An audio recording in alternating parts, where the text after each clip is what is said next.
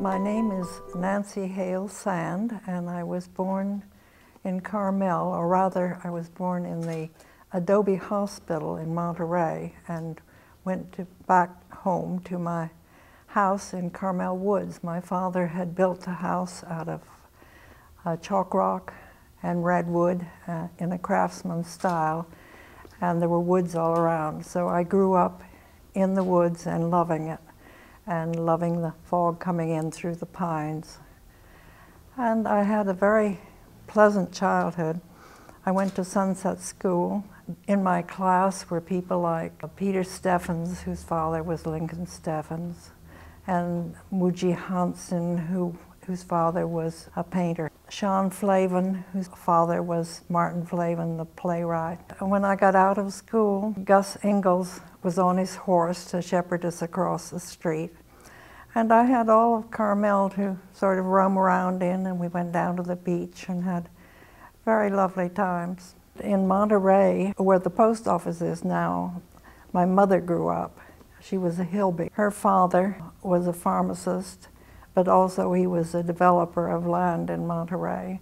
My grandmother took pictures of people on glass plates at Hotel Del Monte. My grandfather knew all of the artists and writers in town, of course, and he introduced me to Robinson Jeffers. He took me down to Robinson Jeffers' studio, and he was very nice to me. My grandfather wanted to take some poetry that I had written and show it to Robinson Jeffers. I was terribly embarrassed, but he was very nice and said to keep on writing.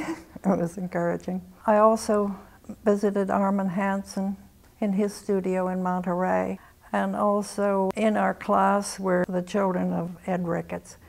And we got to go over to visit his studio, and he showed us all of his specimens and talked to us about the tide pools and took us on a trip actually to the tide pools where we got to see them all. I was photographed by Edward Weston, and I was also photographed by Ansel Adams because he was the official photographer for Dominican College.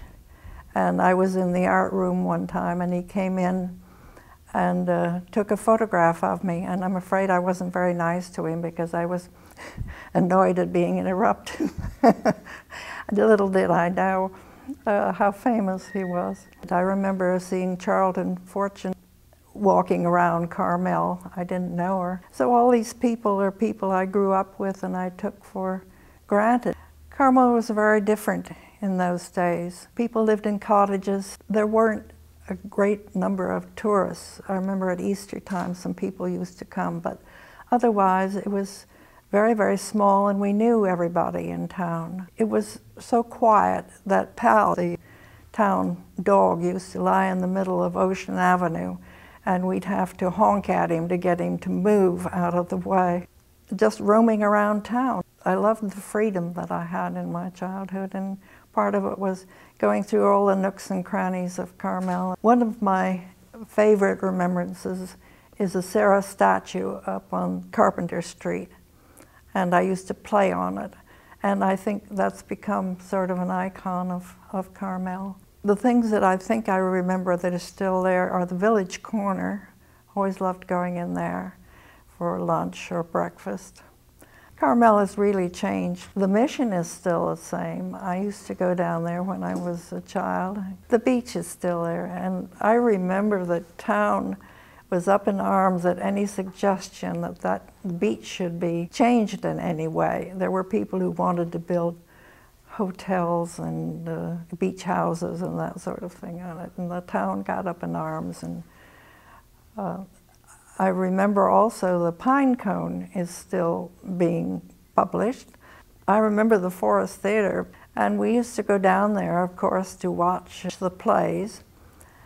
And I remember one special occasion when Judith Anderson was rehearsing Towers Beyond Tragedy. And my friend and I, who were walking home from the movie, happened to hear the voice and came quietly in and sat down and watched Judith Anderson reciting Towers Beyond Tragedy. We were the only people in the audience. And that was such a thrilling experience I've never forgotten it. I felt very fortunate to be born and raised in Carmel. People were very friendly. We knew everyone in town. And it was very special. I remember of standing in the forest and watching the fog come in, and it just was such a special place to be.